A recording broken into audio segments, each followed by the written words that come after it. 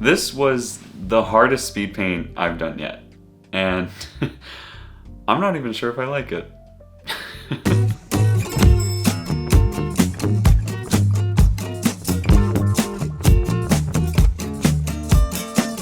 It all started because of one mistake, but before we get into that, I'm going to show you the reference. This is a photo of my younger sister. Her name is Sophie, she's awesome, and I thought this photo of her was really cool. I liked what she was wearing, I liked the cool blue tones. Her hair is normally red like mine, so it was kind of cool that it was blonde.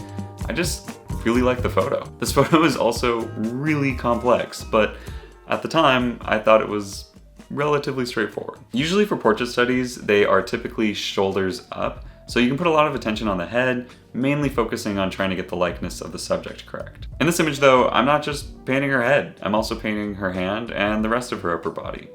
Her jacket also has a lot of different textures and it's pretty oversized, so it's covering up a lot of her form. And there's one more thing. If you look closely at this photo, there are very few shadows on Sophie. My theory for why this was happening was that the snow was reflecting light back up at Sophie, so it was creating two different light sources, basically softening all of her shadows. So usually when I do these speed paintings, the goal is to learn and to study, and typically I'm trying to make the subject feel somewhat three-dimensional. And to do that, I rely heavily on the shadows. Now, I've created plenty of things that don't have shadows. I've done a lot of drawings of people where I didn't use any shadows at all. And usually, to get those drawings feeling right, I just put a lot of my focus on making sure the form is looking good and a lot of attention on the proportions to make sure that those are right. And in order to get the form and the proportions looking good in a painting, it's usually best practice to start with a drawing or a sketch and then use that sketch as a guiding map for the rest of the painting. And I didn't do that. Instead of drawing first, I just threw some color down and started painting. And then I spent the next 2 hours trying to paint my sister's face, constantly readjusting the proportions. I could have saved so much time if I just drew a sketch. Normally when I do a speed painting though, this is how I do it. No sketching, just painting. But I think the lesson I've learned here is that sometimes I should probably just start with a sketch. I think it also took a long time to get her likeness because I know what she looks like. She's my sister. And I was kind of putting a lot of pressure on myself to make sure I didn't get her face wrong. The rest of the painting took another 2 hours to complete.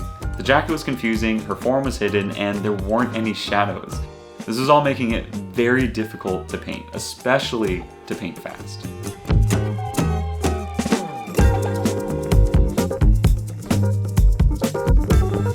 I did it though. I painted her, and here it was.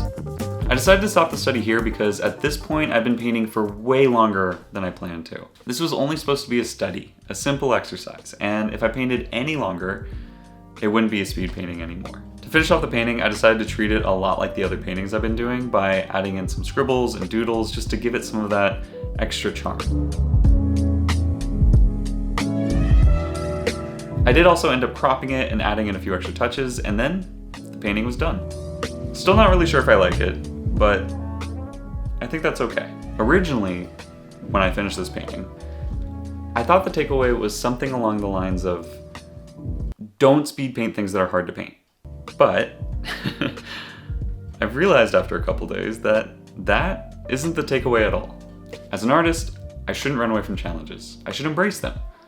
Doing the hard things will then teach me new things, and the new things will make me grow. So the takeaway isn't run away, it's more like diversify my approach. Every piece of art is different. Some things are just gonna be harder to make. I probably don't need to make a sketch every single time I sit down to do a speed painting, but there will be times that I definitely should. And when I do, then that will teach me to draw faster. I think in the end, I did an okay job.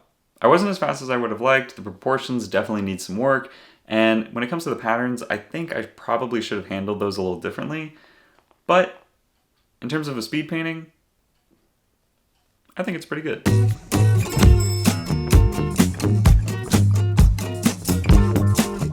After I showed this painting to my sister, I was telling her about the weird shadows issue, and she told me that she purposely edits the contrast out of all of her photos. Basically, removing all of the shadows.